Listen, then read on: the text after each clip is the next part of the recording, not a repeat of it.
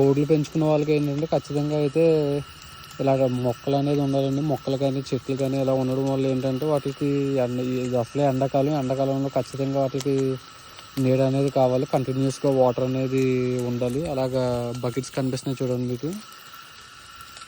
అలా బకెట్స్లో వాటర్ అయితే ఖచ్చితంగా ఉండాలి. అలాగే మొక్కల దగ్గర జస్ట్ అలాగా తేమదనం కోసం, చల్లదనం కోసం వాటరింగ్ కూడా చేయండి. దానివల్ల ఏంటంటే వాటికి అక్కడ చల్లదనం వల్ల అవి అక్కడే మట్టిలో దువ్వుకుని సేద తీరడం అలాంటివి జరుగుతూ ఉంటాయి. సో ఖచ్చితంగా కోళ్ళు పెంచుకునే వాళ్ళు అయితే ఇది అందరికీ తెలుసు. జస్ట్ ఒక రిమైండర్ కింద నేను చెప్తున్నాను. నేనైతే డైలీ ఇలాగ వాటరింగ్ చేస్తూ ఉంటాను. వాటి కోసం సపరేట్గా పక్కన మొక్కలు అనేవి ఉంటాయి, లేదా షెడ్లో కానీ ఉంటాయి. ఇలాగ ఉన్న మొక్కల దగ్గర అలాగ నేను వాటరింగ్ చేస్తూ ఉంటాను డైలీ.